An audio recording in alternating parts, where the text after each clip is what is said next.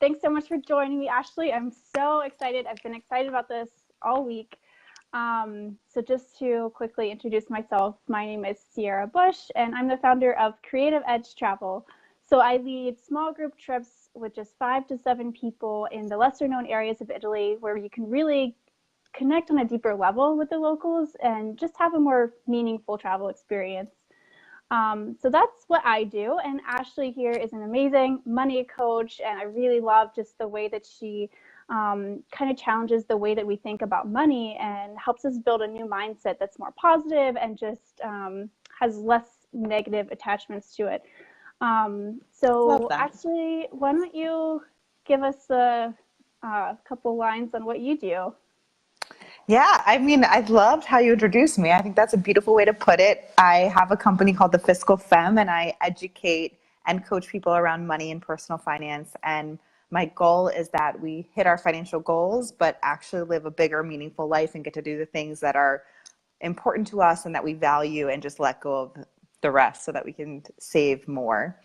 And I have a program called the 30-Day Money Cleanse that is becoming or coming out as a book in 5 days. Yay! So Yeah, exciting. I'm so Awesome. excited. Yeah, congrats on that. Thank you. So before we dive in, I want to let you know that we've put together, if I do say so myself, a pretty awesome free download full of even more tips than we're going to share today. So the link for that is in the description.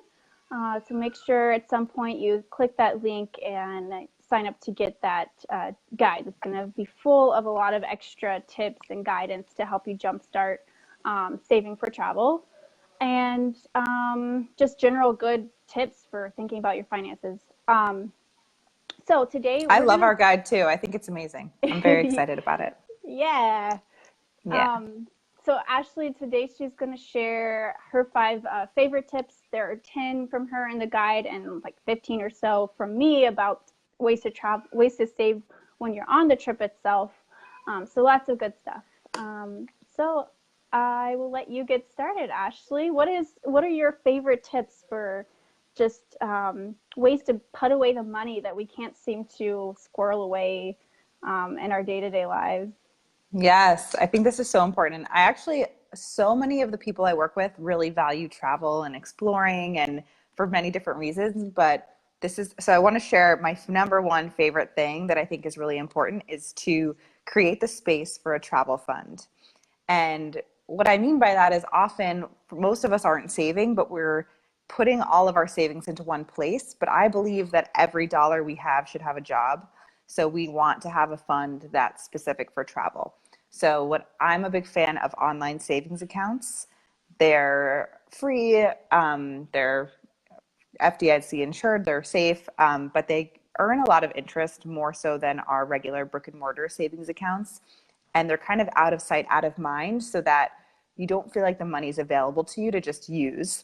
And we can also name a bucket within there, or travel fund, or whatever name gets you excited about your trip. It can be a name for a specific trip to Italy that you want to take and say, Italy trip, or a travel fund. So I think it's really important to have that space created. And then this is so fun to do before 2019. Think about how much ideally you'd want to spend on travel in 2019. And even better if you can map it out, like which months do I need to buy this ticket or this flight? And then what I would do is take that total number, and that could be one big trip plus a few weekend trips, two big trips, a bunch of weekend trips, whatever, and include travel that is not necessarily, I don't want to say just for leisure, but like if you have a wedding that you have to travel for, a big event, a big family birthday, make sure to include those trips in there too. And then get an idea of what the number is going to be. I think something that often holds us back is that we think we have to know exactly what something's going to cost to save for it, but we're not going to Mm-hmm. know what a trip to Italy, what flights to Italy will look like July 15th. We could have a good idea by talking to you, but we won't know the exact dollar amount. But I think making educated decisions around that number and then splitting it up. So it's stressful to pay for an entire trip in one paycheck. But if we spread, let's say we spread that amount. So let's say the number, you're going to see how bad I am at doing math in my head. But let's I'm see. right there with you. Math is not my forte. So if we have, let's say we want to spend $5,000 on travel over the course of the year, that is $96 a week that we would have transfer over automatically from our checking account to our travel fund. So that That when it's makes it time to book sound something, so much more attainable when you break it down yes. like that. And if you said 1,000 by week, that's $19 a week. Amazing. Yeah, I really love that idea of, because a lot of times it is just sitting, taking a moment to pause, hold your horses, figure out what you actually want in your life in the next year and make a plan for it, make some decisions, put just a little bit of effort. I think it's really easy to get kind of just this fear cloud around you. And you can only break through that once you sit down and look at what it actually means. What does a trip to Italy actually look like financially? A lot of people, I think, just automatically assume that it's out of reach or just get stressed by the idea because they're thinking of all their other expenses that they have. But yeah, like you're saying, if you just sit down at the beginning of the year and plot out when you want to go, especially if you're paying attention to off-season travel, when you can get the better deals, makes it so much more attainable and kind of fun, like a game, like you mentioned. Yes. And what you can do is plan it out just off the bat and then look at the tips that you provided to see if there's a way to decrease the actual cost while not decreasing like the fabulousness of your trip. So that you could either do it sooner or add in another trip or make it easier to pay for. Mm-hmm. Great. Love that. Love that. All right. What Yeah. else you got for us? All right, so we have our account, we have the automatic transfer set up so that the money is available to us. Personal story that's also a tip because travel is really important to me. When I started down my own money journey, I started writing down what I was spending. And I think this tip is about looking at each of our expenses on an annual basis because when we look at our expenses daily or weekly, we don't really see the true impact of our expenses. And so something that I was doing was buying a $4.30 latte every day. And and that doesn't seem like, and this happens so much, people say, oh, I can't afford to go on a trip. But when we look at it, when we look at things annually, we see that they could actually reallocate their money differently if it would make them happier. And what I found is I was spending $1,570 a year on my latte. Oh my gosh, that is mind blowing when you think of it that way. And it's like for me at least, it's an immediate like not worth it when you compare it to going to Italy. Right. And the coolest part is that it's not doing this. It's not to make you feel bad. It's not to make you give up your latte. I do have a lot of people who spend a lot more than that on coffee and powerfully choose to do it because it makes them so happy. But for me in that moment, I was like, oh, I had no idea that was going there. I'm going to take a trip. And I started drinking coffee at work and it tasted so good because I knew that I was going to get to go on a trip. So I think having that motivation to make changes in our everyday lives, it's so much more exciting to say, now I get to take this trip versus, oh, I'm just saving for nothing. Like we want to zero in on what we're getting from it and what it's going to bring us. And it's about, that's why I call budgets happiness allocations, because it's really more fitting. It's how we're going to allocate our money in the way that's going to make us the happiest now and in the long term. Yes, I love that rephrase. It's so powerful, so simple but so powerful. And yeah, you're right. It's whether if you want to have your latte every day, that is totally fine. But it, like you're saying, it's being conscious of the decision you're making in that action of paying for that latte. Right. We only get to spend every dollar once, unfortunately. So we want to maximize our joy. Yeah, awesome. So in that story, there's the money journal, which is the tip I recommend to reconnect with our spending. So writing down or typing out what you spend and earn. Then there's taking the annual look, which is really important. So what are you what do each of these items look like on an annual basis? And then I think something you mentioned, even in just everyday, like we're so go, go, go, there's not very much of a pause. So I recommend having a threshold. It can be $20, it can be $100, but anything above that amount, you take 48 hours to sit on it before you purchase it. Mm-hmm. And I think Yeah. it's crazy, but a lot of times when I do this, and it's funny, shopping is so funny to me. I used to shop because I thought it was something that you're supposed to like to do, but I actually didn't like it. And you go into a store and you don't need anything, and then all of a sudden you have to have this thing that you didn't know existed 10 Yeah. minutes ago. So I really think the 48-hour rule is great because a lot of times, especially if it's a physical location, it's not even worth going back there to get the Mm-hmm. item. Yeah. After 48 hours, it like that urgency goes away. And so Yeah. I, it's very much with the language and the mindset saying, not yet. Like you can have this, you just have to wait 48 hours to make sure you really want it. And if you Yep. do and you still want it, great. Yeah, I love that. I think because that makes me think of, when I'm shopping and I'm maybe just like following my mom into a shop or something, not planning to buy, but then I fall in love with this dress, and it's not even the dress, right? It's the idea of the dress and the vision that you connect to other people that you admire or aspire to be like. And it reminds me of something I recently heard, which was everything that you buy, you're actually buying a better version of yourself. So if you think about especially clothes, a lot of times you're buying, like when you see the item, an image comes to mind of someone that wore something similar, that rocked it, and you're like buying into that sense of confidence and maybe sexiness or just fun flair that you maybe don't have so much of in your closet. And so it's that idea of thinking about what you're actually buying when you're buying something, whatever it is. And what's so funny is that's why I have so many clothes that I buy that I'm like, I don't want to wear this. This is uncomfortable. But it was the image of, oh, I'm that person who wears this around the house. Like, no. Yeah, yeah, exactly. Yeah. Yeah, so that's a great tip. I love that. Wait 48 hours before actually buying it. And do you do that? So you mentioned setting a threshold. Is that something people have to kind of decide for themselves what dollar limit that is?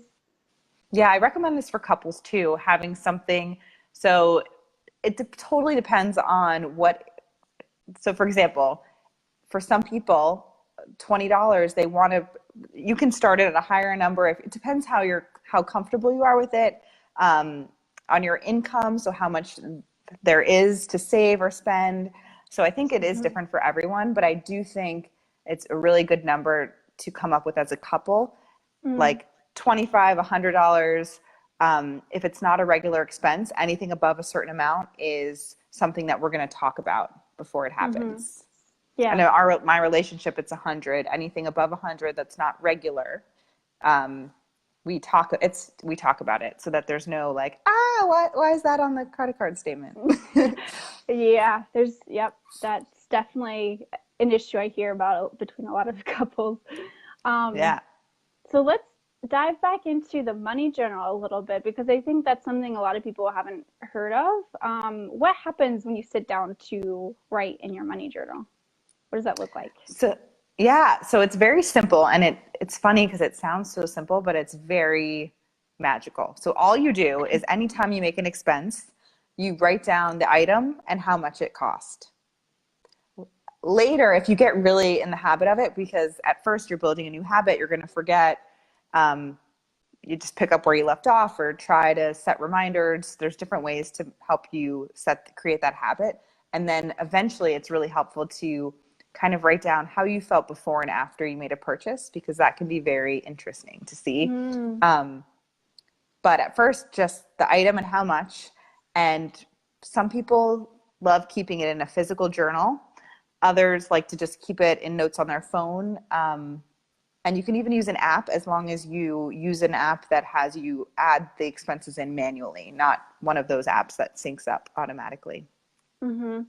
And have you found that it's best to do it like as you spend, right away writing it down, or at the end of the night? Yeah, so I think the key for this is to make it as easy on yourself as possible and forgive yourself when you make a mistake. Because I think one of the things that happens most often is as soon as you forget, then you're like, screw it, I'm messed up, I'm done. And that's one of like the easiest ways to cheat ourselves is to give up when we're not perfect. So if you, a lot of people forget. So if you're having a hard, it's ideal to keep it in the moment, but if you're not, that's fine. Try to do it as a recap at the end of the day and then try again the next day to keep it in the moment. Is there something like, should I put a little note on my credit card, a sticky note? Should I set a calendar reminder every day for 5 minutes in the morning to write what I forgot? But everyone has different experiences with it, but there's a lot of things that we spend that we don't even realize we're doing because credit cards are easy to swipe, or with Ubers and Lyfts, we're not even paying. We just hop in and out, or online shopping, you're clicking buttons. Mm-hmm. So it's very easy to disconnect.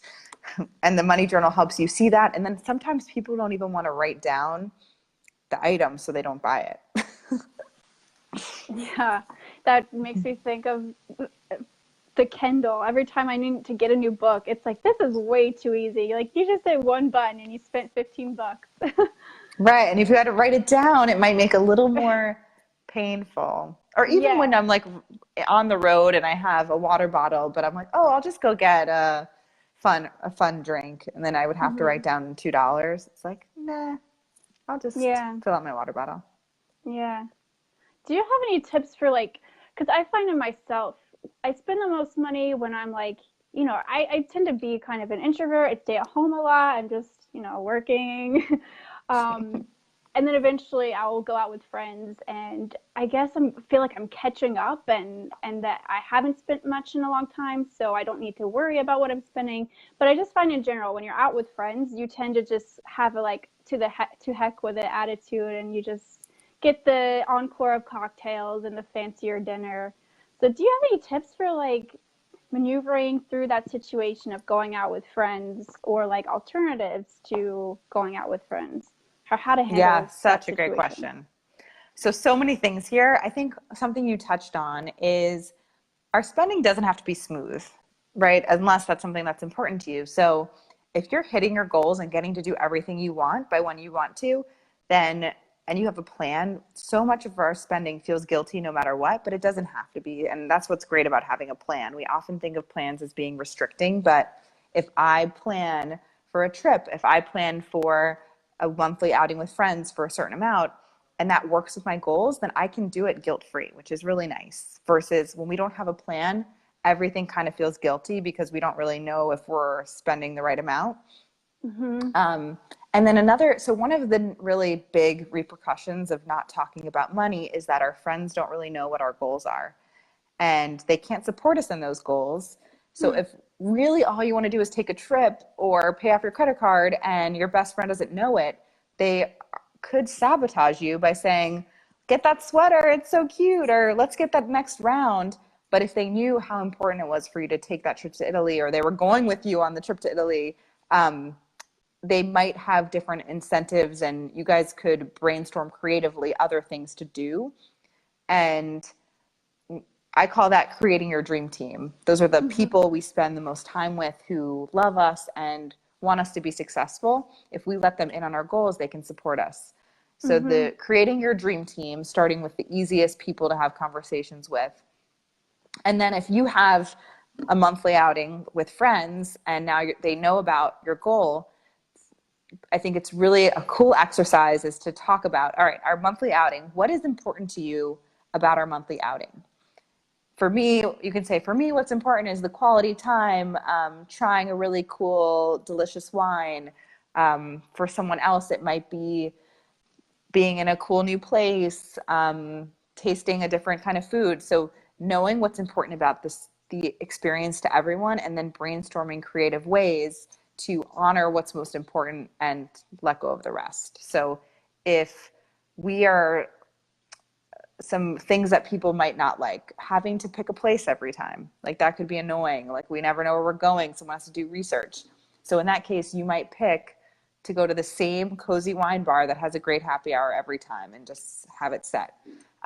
If you really love drinking nice wine, you might decide, you know what, let's go alternate apartments, because if we don't have to pay for the markup, now we can drink nicer wine. If you live in New York City and you have a bunch of people meeting, it can get stressful with reservations. And if your friend's late, now no one can sit down.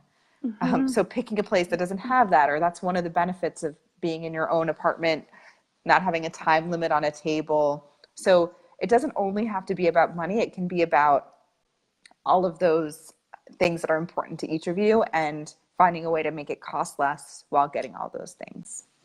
Wow.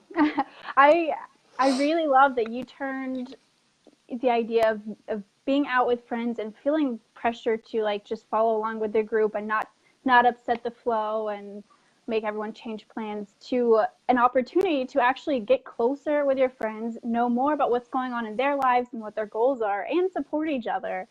So Yeah. yeah, that's awesome. So just communicating more, sharing more about your finances and what your goals are. And I think that's also going to be really inspiring to your friends and the people around you. I love that tip. And one tip for, so for example, for things when you're not as close with people, tips people really like are like just bringing cash with you, enough cash. Like, let's say you want to spend $50 in the night, just bring that amount. Have your credit card maybe in your shoe or something, but that's like to physically have you limited, can be helpful. And I think too, another complaint I hear a lot is around group activities. When you're in a group dinner and everybody splits, like when you plan for those, make sure to add 10 to 20% from what you think the dinner would normally cost. Just there's a group tax, and decide if that will be worth it to you in advance, instead of going and feeling stressed about what that bill will look like. Yeah, I like that too. Because a lot of times people just want to like, oh, let's all just share. And they'll order way more than you would have by yourself.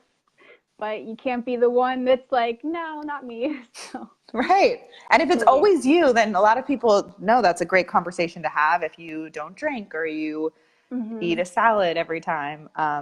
But in the situation where you're split, you know you're going to go in and you're going to split it, to just be realistic about what that will cost. Decide if that's worth it, if you want to be there.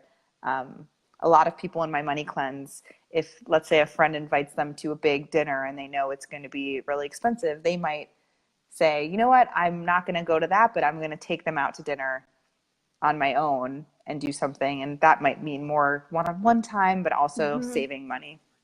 Yeah. So the idea is like opening your mind up to other possibilities, taking half a second more to get creative about ways you can still show people that you want to spend time with them, and just find alternative ways to do it without spending all the money in the world. Yeah. Great. Awesome. Cool. So if you guys that are watching, I saw a few of you pop on. Hi, Allegra, Lindsay, Lucia from Florence. I'm so excited that you're here. So I just wanted to remind you quickly that there's a link in the description to download our amazing guide that has a ton of tips from Ashley and myself. So a lot of the ones that she just went through will be recapped there, as well as some more. So definitely check that out. So I'm going to go ahead and share a few tips for saving when you're on a trip. So when you're traveling, it is so easy to kind of throw your budget out the window. You're so caught up in all the new things, all the new food to try, all the gifts you want to buy to bring back to people you love back home. So one thing that I have found to be really important is to think ahead of time which one meal you want to eat out per day or per every couple days, whatever it is for you. Because I find if you wait until you get hungry to decide what you want to do, your mind is going to get hooked on the idea of sitting down in a beautiful restaurant with mood lighting and wine and huge plate of pasta. And of course, if you're in Europe, the courses are many, so you're going to add on the appetizer and the dessert, and that adds up like crazy. So I just really like deciding ahead of time, okay, today I'm going to eat dinner out, so I'm going to do a cheap lunch. And in Italy, it's super easy. You know, there are tons of like panino places where you can grab a sandwich, pizza by the slice. prosciutto, lots of amazing options, and a lot of street food as well. So you can actually make it really fun to hunt down the deal that's going to be like $5 to $10 as opposed to 40. Um, so taking the time to think ahead about which meal you want to eat out per day. Um, Also taking advantage of grocery stores. So you could go to a cafe that's really nice, sit down with your cappuccino, order a pastry. And that's really fun sometimes to have a slow morning reading while you're doing that. But you can also go to the grocery store and get a pastry there for like a fraction of the cost. And they're just as good. So breakfast, and another good time to hit the grocery store is a replacement dinner. So instead of going to a restaurant, go to the grocery store, or have fun going around the neighborhood and going to the cheese shop, the bread shop, the meat shop, and picking up different items to create your own picnic, and then find a beautiful park and eat like a local out in the open air. And that's really fun and romantic as well. Um, and then another great tip I have is to try to visit your international friends. So if you live in a bigger city, you probably have some international friends. In my case, I made a lot of my international friends in college. Everyone that was not from Georgia was my friend. I had Georgia friends too, but I just really made a point to interact with people from different places. I just really loved that cultural connection and learning. And consequently, when I was ready to take my first trip abroad, I had a network of people to go visit and stay with and get to visit their home like a local, which really changed my experience. So if you don't have any international friends, a great way, and Lucia can attest to this. So there's a website called italki.com where you can find a language partner. So you find someone that is about the same level as you, but in the opposite language. So in my case, I went on italki.com and I wanted to find an advanced Italian or advanced English speaker who is Italian. So we speak 30 minutes in Italian and 30 in English. And I picked someone from Florence because I knew I would be going to Florence, and I can't even, I'm going to get emotional just talking about how beautiful that connection was, because it blossomed into a partnership. And, you know, when I went, I actually had dinner with her family in her home overlooking the whole city of Florence. And now she's actually part of our experiences. She hosts dinners at her home for our guests on our Creative Edge travel trips. And her name is Lucia, and she's here watching now. So I love really, that. That's yeah. amazing. So that's one of my favorite tips is get a language partner on italki.com. That's and then the word talk, i.com. And then a couple more here.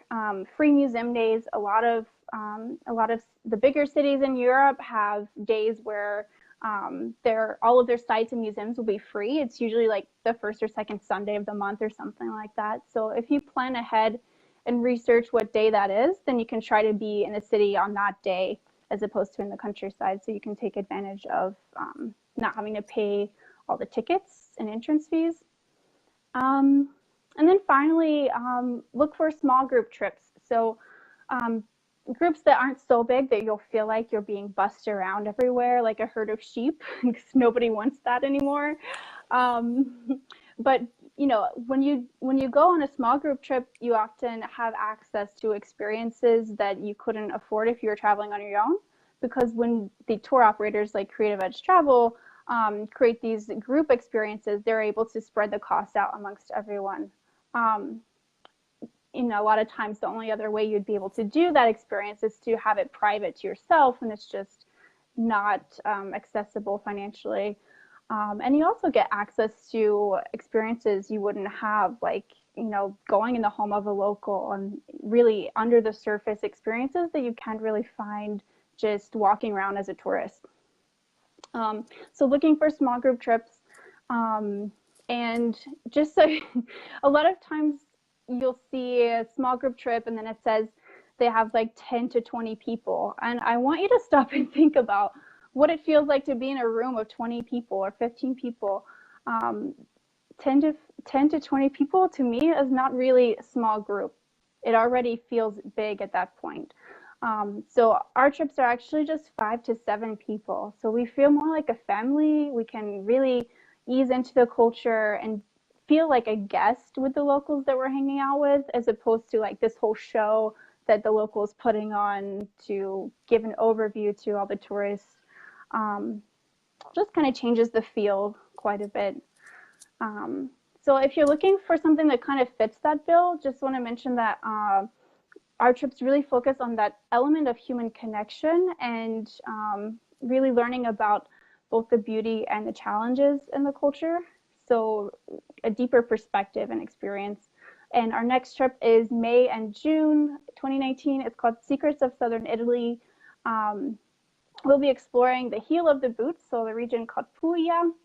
And we're going to do things like learning how to make gelato from a family that's been doing it for over 100 years, spending a whole day on a boat, going around little islands, swimming and having a seafood feast on board, hiking to an abandoned pagan site of worship. It just goes on and on. So just wanted to mention, if you want to have a goal to have in mind when you're figuring out your finances for 2019 and the trips that you want to take, I think that is a really important aspect, like Ashley mentioned earlier, having something in mind, because you'll be motivated, you'll have a vision, you'll have like something real to compare to the thing that you're thinking about buying. Is this, I could have this glass of wine in this restaurant, or I could have one when I'm in Italy. Actually, two, because they're cheaper there. So yeah, there is a link to our upcoming trips in the description if you want to take a look.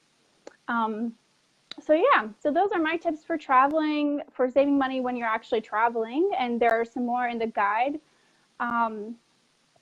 We did have somebody sent me a question earlier. If any of you guys have any questions, now's the time to let us know. Just type it in the comments and we'll answer.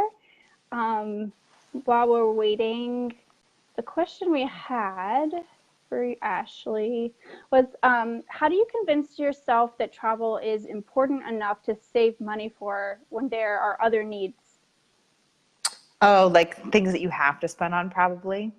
Yeah, I think people get caught up in like, oh, well, I already spent so much money on just my day to day, or like they have a hard time prioritizing travel because it seems so extra, like Yeah. outside of what's actually important.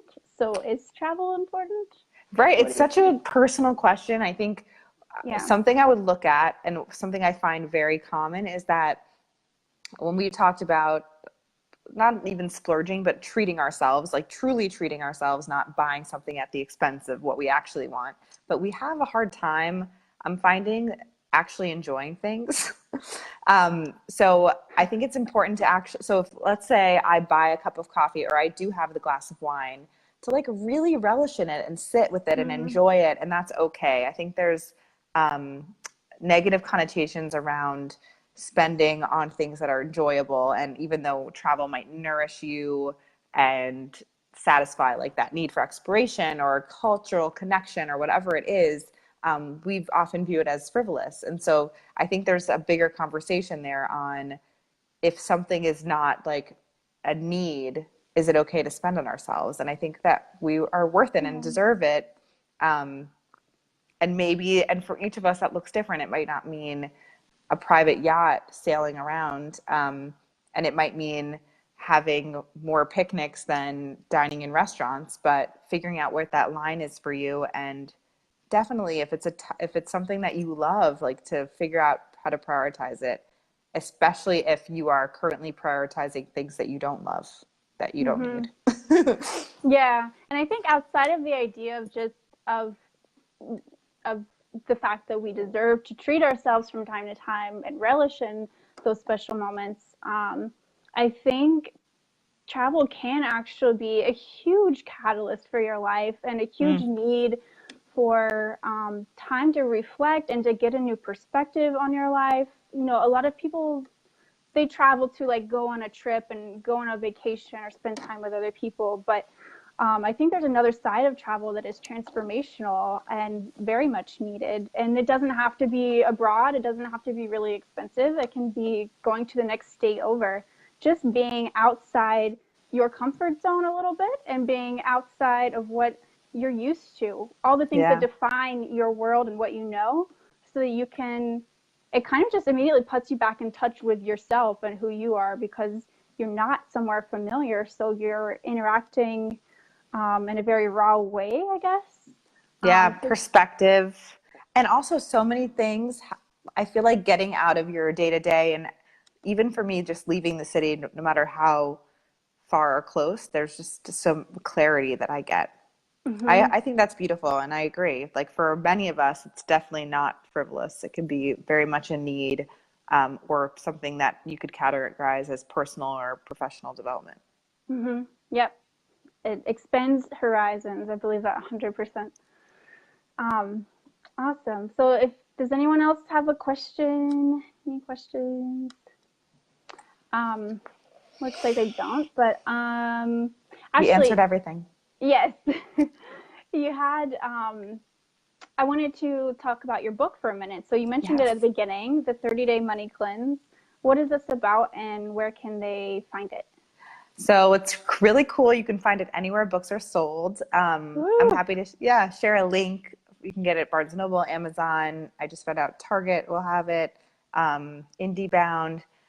And it's all around creating a lifestyle or a plan that honors so much of what we talked about today. So honors what's most important to you, and let's go over the rest so that you're feeling like you're living better, but you're saving more money, and the systems to do that and the processes. And so it starts off as a cleanse, but by the end, it's a new lifestyle that will get you results all the months going forward. Awesome. I And love it's that. fun. It's really fun. Yeah, it does. It looks like you made it much more I have it here. relaxed and relatable than you would think a finance book would be. Yeah. That's That is awesome. the goal, making money fun. We need to bring the Yeah, fun back. yeah, awesome. So you guys can find a link to that also in the free download. You can find that in the description. And yeah, anything else that you wanted to share or mention, Ashley? No, Where it can has they? been such a pleasure. Yeah. You can find me at the Fiscal Femme, on social, fiscal, FISCAL, and at thefiscalfemme.com. Awesome. Yay, Yeah, this has it's been been a really pleasure. fun. I know, I Thank want you to go on so a much. trip now. Yay, you should. We have 4 spots left in May and 4 in June. So Amazing. yeah, can't wait. I'm so excited. Um, yeah, thank you so much for coming. This was really fun, and really appreciate all your insight and amazing tips, and just the fun, like you said, that you bring to this challenge of finding a way to get your butt abroad. Yeah. Awesome. Okay, Thanks. we'll talk next time. Ciao. Bye.